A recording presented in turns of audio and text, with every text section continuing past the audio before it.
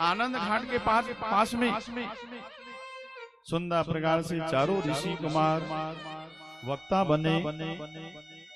और जजमान कौन बना जी? गृहस्थ है तो पति पत्नी जोड़ी वाला जरूरी है। एक जोड़ी, दो जोड़ी, तीन जोड़ी और अधिक से अधिक जितना हो। लेकिन यहाँ पर नारद जी महाराज जजमान बने। वैसे तो नारद जी को ब्रह्मा जी ने पहले से सब कुछ बतला दिया था, लेकिन भागवत भगवान के विधि का वर्णन चारों ऋषि कुमारों ने उनको बतलाया था। तो क्या किया? स्वयं तो बैठे थे, लेकिन 3 पत्तल और लगा दिया। ध्यान देना, बिना आसन के बैठना, बिना आसन के बैठना नहीं चाहिए यज्ञ में। और बिना गुरु दीक्षा के मुख्य यजमान को यज्ञ में नहीं बैठना चाहिए। पहले गुरु से दीक्षित होना चाहिए, तभी फल मिलता है। गुरु से अपने घर में, अपने परिवार में, अपने कुल, अपने परंपरा के हिसाब से जो भी जिसको गुरु बनाते हैं उसके द्वारा दीक्षित होना चाहिए। वैष्णव से दीक्षित होना चाहिए, तभी इस यज्ञ का फल जो है मिलता है। और जैसे ही प्रारंभ हुआ और भगवान की कथा के रस से भक्ति माता और ज्ञान और वैराग्य जो है प्रकट हो गया और तीनों पत्तल के आसन में बैठ गए और सप्ताह पारायण सुंदर प्रकार से श्रवण किया। तो प्यारे बंधुओं, ये भागवत भगवान की कथा कैसा है जी? कई लोग तो बोलते हैं जो मृत्यु हो गया है उसके मुक्ति के लिए करना चाहिए, लेकिन भागवत भगवान में तो कुछ दूसरा लिखा है। भागवत भगवान की कथा ऐसा कथा है जो मृत्यु के बाद नहीं, अरे मृत्यु के बाद जो भी जैसा भी है, लेकिन जीते जी जो सुंदर प्रकार से जीवन मुक्त करा दे, ऐसा कोई उपाय है तो केवल श्रीमद् भागवत महापुराण की कथा। मुक्ति पाना, मुक्ति पाना माने मृत्यु के बाद नहीं, बल्कि जीते जी जो शरीर में अंधकार है, जो काम है, क्रोध है, लोभ है, उसको समाप्त करके गोविंद के चरण कमल में जो मन को लगा लेते हैं और जैसे ही शरीर शुद्ध हो गया, पवित्र हो गया, भगवान के चरण में लग गया, तो सुंदर प्रकार से वही तो मुक्ति है। जीते जी मुक्त हो जाओ, जीते जी ज्ञान प्राप्त कर लो जीवन के बारे में, अपने शरीर के बारे में। ये शरीर मिला है तो कैसे मिला है, शरीर को किसने दिया, ये जान लो। है ब्रह्म कहाँ है, ब्रह्म का ध्यान कैसे करें, ये जानने का उपाय है श्रीमद् भागवत महापुराण की कथा। इस भागवत महापुराण की कथा में बड़े बड़े ज्ञानी ध्यानी ही नहीं, जो पापाचारी है वो भी मुक्त हो जाता है। ज्ञानी को मुक्त होना कोई बहुत बड़ा बात नहीं है। जो जानकार हैं, पूजा पाठ करने वाले हैं, कथा गीता भागवत सुनने वाले हैं, तो मुक्त हो गए। लेकिन जो अज्ञानी है, उसका ज्ञान यदि नष्ट हो गया तो वही इस भागवत पुराण का फल है। कैसे? भागवत कथा सुनने का फल क्या है? भागवत कथा सुनने का फल है कि हम सभी में सुंदर प्रकार से प्रेम है, भाव है। देखिए कितना सुंदर, आज एक मंच में बैठ करके कितना सुंदर कथा श्रवण कर रहे हैं और हल्दी का कार्यक्रम उधर चल रहा है। आकाश मार्ग में देवता लोग देख रहे हैं। जितने भी कुल के पितर है, हमारे दादा परदादा माता बहने जो स्वर्ग वास हो गए हैं, वो सब आकाश मंडल से देख करके आशीर्वाद प्रदान कर रहे हैं। और ऐसे ही सुंदर एक कथा बतलाया कि बड़े से बड़े पापी भी तर जाता है, तो ऐसा कोई है जी? तो बोले हाँ, तुंगभद्रा तटे पूर्वम अनुत्तमः यत्र वर्णा स्वधर्मेण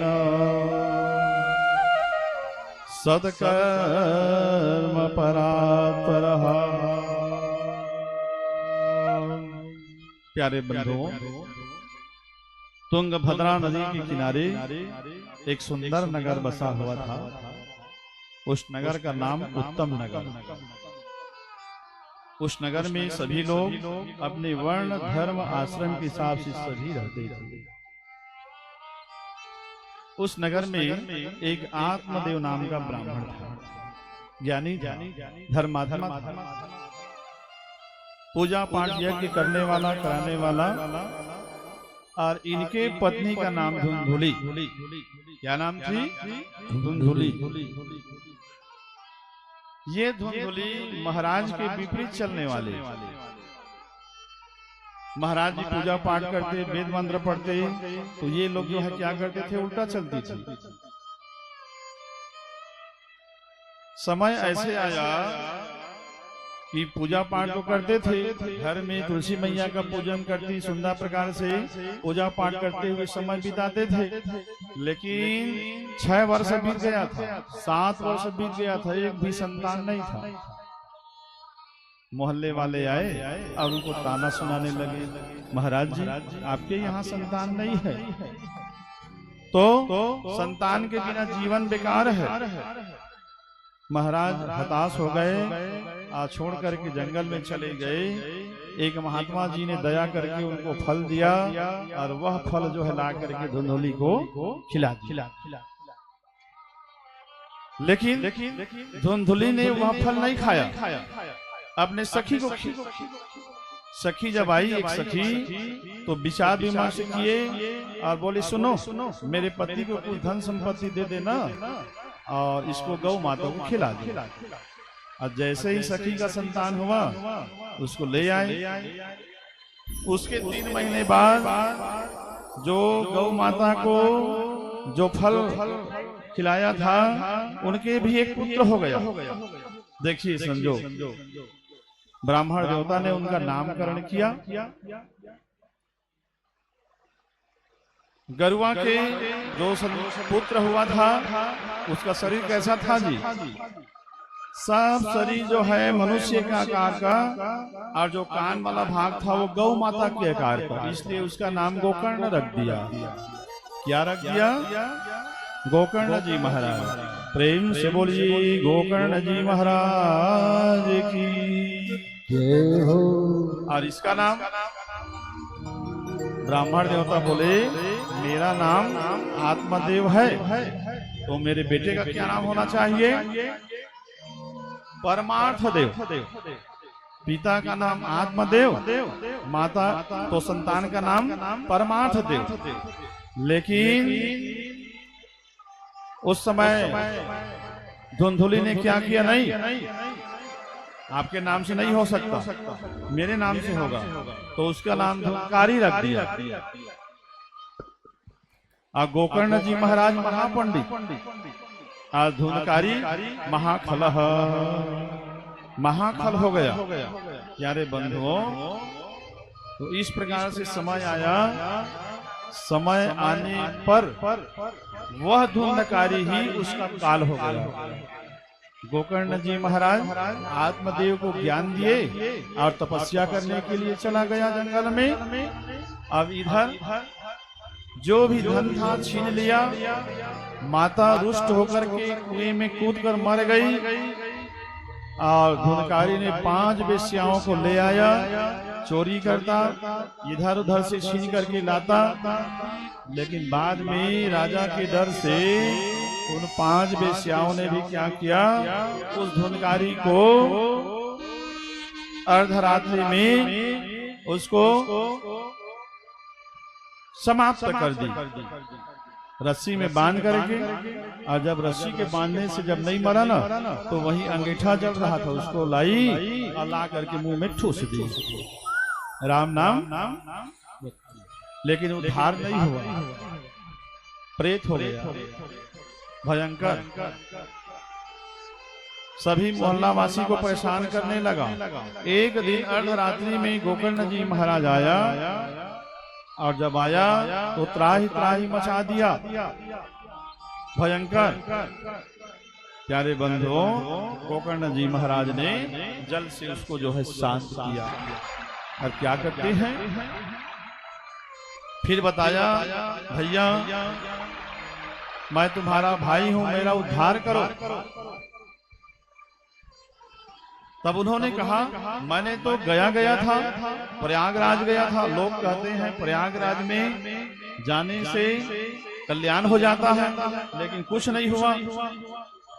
गया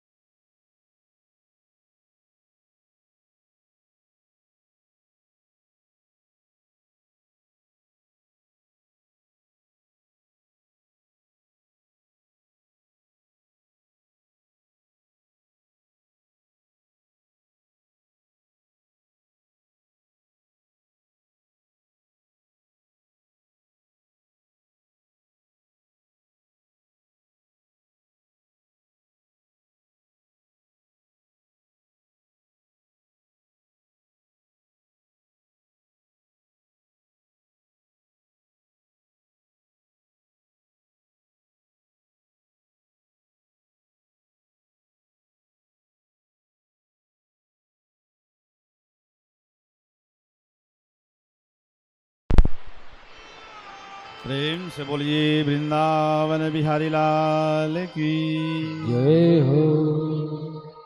बड़े बड़े विद्वान थे, बड़े बड़े संत महात्मा थे। गोकर्ण जी महाराज सबके पास में गया।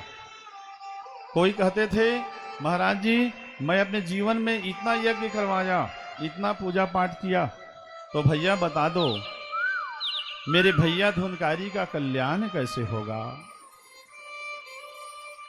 जब कुछ समझ में नहीं आया, सभी लोग कुछ भी बता नहीं पाए, तब क्या किया, जल लिया और जल उठा करके सूर्य नारायण भगवान की गति को रोक दिया। तब भगवान ने उपाय बताया। इसका उपाय श्रीमद् भागवत महापुराण कथा है। गोकर्ण जी महाराज, आप अपने घर में या कहीं पर भी श्रीमद् भागवत महापुराण जब करवाओगे तो निश्चित ही उसका कल्याण होगा। तब क्या किया, सुंदर प्रकार से पवित्र स्थान में और श्रीमद् भागवत महापुराण का आयोजन किया गया। जो आयोजन अभी हो रहा है ना, ये वही कथा है। इसी कथा को सुनाए थे। एक दिन कथा हुआ, दूसरे दिन का, तीसरे दिन का, चौथे दिन का, पांचवें दिन का, छठवें दिन का और सातवें दिन का। ध्यान देना, कथा में सब लोग आते हैं, हम लोग बैठे हैं ना, इसका मतलब ये नहीं है कि हम लोग ही हैं। देवी देवता लोग सब अगल बगल में बैठे हुए हैं। जो जिनका फोटो आप लोग लगाए हो वो स्वयं यहाँ करके विद्यमान है। 7 कोर वाले बांस के लकड़ी में सुंदर प्रकार से जो गठ होता है ना, ये वाला गठ। एक दिन जब कथा हुआ, पहले गठ जो है भड़ाम से आवाज आया, चरचर चरचर करते हुए, और वह गठान फट गया। दूसरे दिन में दूसरा, तीसरे दिन में तीसरा, 7वें दिन में 7वां गठान फट गया। और आकाश मार्ग से फिर जो है एक विमान आया, उसमें बैठ करके जाने लगा। तब गोकर्ण जी महाराज बोले, सुनो कथा तो हम लोग सभी लोग सुने हैं, हम सभी को जो है ले जाओ भैया। सब लोग सुन रहे हैं ना कथा, तो हम सब लोग जो है जाएंगे वहां भगवान के धाम में। तो बोले, सुनो ऐसा बात नहीं है, कथा सुनने का अंतर है। कथा सुनने वाला 3 प्रकार का होता है। पहला होता है श्रोता, दूसरा होता है सरोता, और तीसरा सोता। पहले वाले होता है सोता, और दूसरे वाले सरोता, और तीसरे वाले शरोता। ये 3 प्रकार की कथा सुनने वाला होता है। कल बताएंगे इसके बारे में है। अभी तो भगवान देखिए कितना मेहरबान है, जल का वर्षा हो रहा है, भगवान की कथा चल रहा है, सुंदर प्रकार से जो है हल्दी कार्यक्रम चल रहा है। प्यारे बंधुओं, तो ऐसा करो जी, सुनो, धुंधकारी महाराज ने एक बांस के डंडल में बैठ करके दिन और रात कथा चल रहा था, उसको सुने। तो आजकल जैसा थोड़ी है जी कथा, साहू जी 3 बजे कथा चालू हुआ और 7 बजे बंद हो गया। पहले के समय में जहाँ कथा चालू हो गया सुबह से, तो सुंदर प्रकार से क्या करते थे, 15 मिनट बीच में विश्राम लेते थे और फिर कथा 6 बजे तक। कैसे करते? अभी 3 बजे बैठ रहे हैं, 7 बजे उठ रहे हैं, तब तो स्थायी रूप से कथा नहीं सुन पाते। कभी गर्मी लग रहा है, पंखा लगा रहे हैं, प्यास लग रहा है, पानी पी रहे हैं, इन सब का कोई विधान नहीं है। कथा में बैठ गए तो एक आसन में बैठना चाहिए। देखो मैं बैठा हूँ, 1 घंटा हो गया, और ध्यान लगा करके देखना जब तक कथा चलेगा। कई व्यास लोग तो बीच में पानी मंगवा करके पी लेते हैं, तो फिर क्या तपस्या होगा, क्या फल मिलेगा? तो आडंबर जो है नहीं करना चाहिए। शरीर को तपाओ, तपस्या करो, इसी का नाम तप है। मनसा कर्मणा वाचा से एक स्थान में बैठ गए तो सीधा आरती के समय जो है हिलना डुलना चाहिए, कथा, तभी तो फल मिलेगा। और सब प्रकार का सुख मिला तो कहाँ से मिलेगा? इसीलिए आजकल बीमारी बढ़ रहा है। बीपी का हाई होना, बीपी का लो होना, शुगर हो जाना, किडनी का समस्या, फेफड़े का समस्या, आज योग समाप्त हो गया। आज खान पान रहन सहन में आचार विचार जो है जाता रहा। भाई से भाई को कैसे बोलना चाहिए, बेटी बेटा को अपने माता पिता से कैसे व्यवहार करना चाहिए, ये तो सब खत्म हो गया। कर रहे हैं मनमाना, इसीलिए उम्र भी घट गया। शरीर में तत्व नहीं है। 40 साल का उम्र देखो, 50 साल का, और बिना गोली के दिन बीतने वाला नहीं है। शरीर को तपाओ, तपह। शरीर को जितना तपाएंगे अष्टांग योग के द्वारा, आगे में बताएंगे अष्टांग योग के बारे में। रामदेव महाराज ने जो बताया है, लोम विलोम, है नहीं भाई? प्राणायाम कम से कम 10 मिनट करना चाहिए। मैं बता रहा हूँ, इसको करना चाहिए करके, बाकी सबकी इच्छा है ना भाई? तो लोम विलोम ऐसे नाक में ऐसे करके श्वास को अंदर लेते हुए बीच में रोक करके उसको बाहर निकालना चाहिए। रेचक, पूरक, कुंभक 3 प्राणायाम है। रेचक, पूरक, कुंभक और कपाल भाती। कपाल भाती तो पता है ना भाई? जब नित्य कर्म से निवृत्त हो गए, शरीर को ढीला छोड़ दो और श्वास को बीच में रोक करके ऊपर नीचे श्वास को लेते रहो, है ना भाई? जैसे ही बता रहा हूँ मैं, ध्यान लगा के देखना, है ना भाई? टीवी में रोज आता है, मैं देखता हूँ। श्वास को बीच में रोक लो और रोक करके कपाल भाती करो, ऐसे रोक करके। इधर पेट में हलचल होना चाहिए, ऐसे 2 मिनट, 4 मिनट, 10 मिनट, आधा घंटा